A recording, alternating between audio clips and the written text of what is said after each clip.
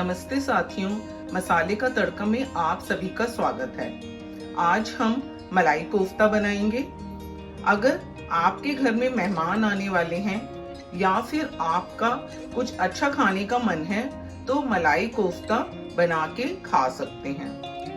मलाई कोफ्ता बनाने के लिए ये मैंने 3 बड़े बड़े आलू लिए हैं, जिनको मैंने बॉईल करके छील दिया है। ये वजन में 300 ग्राम है। अब इनको हम कद्दूकस कर लेंगे। ये सभी आलू मैंने मोटी साइड से ग्रेट कर लिए हैं। अब मैं इसमें ये पनीर, जो कि घर का बना हुआ क्रम्बल्ड पनीर है, ये मैं इसमें मिक्स कर दूंगी। आप बाजार का पनीर कद्दूकस कर यूज कर सकते हैं। ये मैंने 300 ग्राम पनीर लिया था। जितने आलू लिए हैं उतना ही पनीर लिया है। इस सब को बाइंड करने के लिए मैं इसमें आधा कप कॉर्नफ्लोर मिक्स कर दूंगी। फ्लेवर के लिए इसमें थोड़ा सा हरा धनिया मिक्स कर देते हैं। अब हम इन सब चीजों को मिक्स करके एक सॉफ्ट डो बना लेंगे। ये मैंने एक सॉफ्ट डो बनाकर तैयार कर लिया है। इसमें मैंने कॉर्नफ्लोर मिक्स किया है। आप इसकी जगह मैदा या अरारोट भी मिक्स कर सकते हैं। अब हम इसके कोफ्ते बनाकर तैयार कर लेते हैं। कोफ्ते बनाने के लिए मैंने स्टफिंग के लिए ये थोड़ी सी किशमिश ली है। हाथ को हम थोड़ा सा ग्रीस कर लेंगे और एक एक कोफ्ता बनाकर तैयार कर लेंगे। इसको हम बीच में से एक कटोरी की तरह बना के इसमें 3 से 4 किशमिश रख देंगे। किशमिश रखने से जब हम इसे फ्राई करेंगे तो ये किशमिश फूल जाएंगी और ये कोफ्ते एकदम सॉफ्ट बनेंगे। ये कोफ्ते बनाते समय हमें इस चीज का ध्यान रखना है कि ये हमें ज्यादा प्रेस नहीं करने हैं, ज्यादा हार्ड नहीं बनाना है। अब हम बाकी के सारे कोफ्ते भी बना के रेडी कर लेंगे। ये हमने सभी कोफ्ते बनाकर तैयार कर लिए हैं। अब हम इसे फ्राई करेंगे। कोफ्ते फ्राई करने के लिए मैंने तेल को अच्छे से गरम कर लिया है। ये हमको काफी तेज गरम करके कोफ्ते फ्राई करने हैं। अब हम इसमें कोफ्ते डाल देते हैं। ये हम कम कोफ्ते ही फ्राई करेंगे और इनको ज्यादा जल्दी टच भी नहीं करेंगे। ये सभी कोफ्ते मैं हाई फ्लेम पे फ्राई करूंगी और हम अगर इसमें ज्यादा कोफ्ते डाल देंगे तो तेल ठंडा हो जाएगा और कोफ्ते फटने का डर रहेगा। कोफ्ते एक तरफ से सीख गए हैं, इन्हें हम पलट देते हैं। इसी तरह इनको हम गोल्डन ब्राउन होने तक सेक लेंगे। ये सभी कोफ्ते गोल्डन ब्राउन हो गए हैं। अब हम इन्हें निकाल लेते हैं। इनको ऐसे थोड़ा सा साइड पे रोक के हम प्लेट में निकाल लेंगे। हमने सभी कोफ्ते फ्राई करके रेडी कर लिए हैं। अब हम इसकी ग्रेवी बना लेते हैं। मलाई कोफ्ता की ग्रेवी बनाने के लिए मैंने उसी पैन में 3 से 4 टेबलस्पून ऑयल छोड़ दिया था। अब मैं इसमें खड़े मसाले डाल देती हूँ। सबसे पहले मैं इसमें आधा चम्मच जीरा डाल दूंगी, एक छोटा सा तेज पत्ता, 7 से 8 काली मिर्च, एक छोटा सा दालचीनी का टुकड़ा, 2 हरी इलायची और 1 बड़ी इलायची इसमें मैं डाल दूंगी। इन्हें मैं हल्का सा भून लूंगी। अब इसमें मैं 1 हरी मिर्च, जो कि मैंने 2 टुकड़े कर लिए थे, वो डाल दे। अब मैं इसमें ये टमाटर ऐड कर दूंगी। ये मैंने 5 टमाटर, जो कि वेट में 500 ग्राम है, मैंने छोटा छोटा काट लिया। आज हम ये ग्रेवी बिना प्याज और लहसुन के बनाएंगे और इसको मैं आज ड्राई फ्रूट्स के साथ बनाऊंगी। अगर आप इसमें प्याज डालना चाहें तो टमाटर डालने से पहले प्याज फ्राई कर लें। ये मैंने 15 से 16 काजू लिए हैं।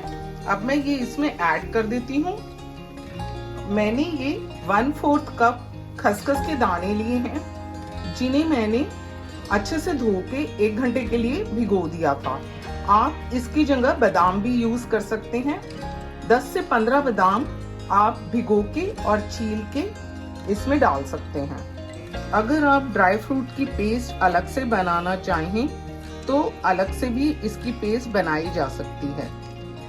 इसे हम मिक्स कर देते हैं और अब हम इसमें थोड़े से मसाले डाल लेते हैं। अब मैं इसमें 1.5 छोटी चम्मच धनिया पाउडर डाल दूंगी, 1/4 छोटी चम्मच हल्दी पाउडर, आधा छोटा चम्मच लाल मिर्च पाउडर और 1 टीस्पून में कश्मीरी लाल मिर्च डालूंगी, जो कि बिल्कुल भी तेज नहीं होती है, लेकिन सब्जी में इससे बहुत ही अच्छा कलर आ जाता है। इन सबको हम मिक्स कर देंगे और अब इसमें हम आधा चम्मच नमक डालेंगे। ये मैंने 1 चम्मच नमक लिया था, इसमें से मैं आधा इसमें डाल देती हूँ और आधा हम बाद में डालेंगे। नमक डालने से टमाटर जल्दी से गल जाएंगे। अब मैं इसको टमाटर गलने तक ढक के रख दूंगी और बीच बीच में इसको हम चलाते रहेंगे। अब हम मसाला चेक कर लेते हैं। ये देखिए टमाटर अच्छे से गल गए हैं। ये मसाला मैंने लो फ्लेम पे पकाया है। अब हम गैस को बंद कर देते हैं और इसमें से सभी खड़े मसाले हम निकाल देंगे और फिर इसको ठंडा होने के बाद हम पीस लेंगे। ये टमाटर के मसाले को मैंने ग्राइंड कर लिया है और एक फाइन पेस्ट बना लिया है। अब मैं इसको छान लेती हूँ। मैंने वही पैन गरम किया है, गैस को लो फ्लेम पे कर दिया है। अब मैं इसमें ये ग्रेवी छान लूंगी। ये ग्रेवी को मैंने छान लिया है और इसमें ये जो ऊपर बच गया है इसे हम निकाल देंगे। मलाई कोफ्ता की हमें बिल्कुल क्रीमी सी ग्रेवी बनाकर तैयार करनी है, इसलिए हमने इसे छाना है। ये ग्रेवी काफी थिक लग रही है, तो इसमें मैं थोड़ा सा दूध डाल देती हूँ। इसमें दूध या पानी कुछ भी डाला जा सकता है। मैंने आधा कप दूध डाला है, इसको हम मिक्स कर देंगे।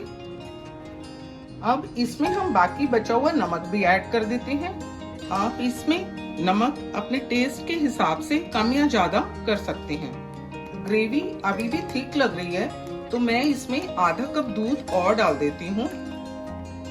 अब मैं इसमें 2 से 3 टीस्पून क्रीम डाल दूंगी। अब इसको हम कॉन्टिन्यूअसली मिक्स करेंगे। गैस को मैंने लो फ्लेम पे ही रखा हुआ है। ग्रेवी अभी भी थोड़ी थिक लग रही है, तो मैं इसमें आधा कप पानी डाल देती हूँ और इसको मिक्स करके ढक के रख देती हूँ। आइए ग्रेवी को चेक कर लेते हैं। ग्रेवी में अच्छे से बॉईल आ गया है। अब हम इसके खट्टेपन और मसाले को बैलेंस करने के लिए इसमें 2 टीस्पून शुगर डाल देंगे और इसको 1 मिनट तक पका लेंगे। ग्रेवी को पकते हुए 1 मिनट हो गया है। इसमें 1/4 टीस्पून हम गरम मसाला डाल देंगे। मलाई कोफ्ता की ग्रेवी बनकर तैयार हो चुकी है।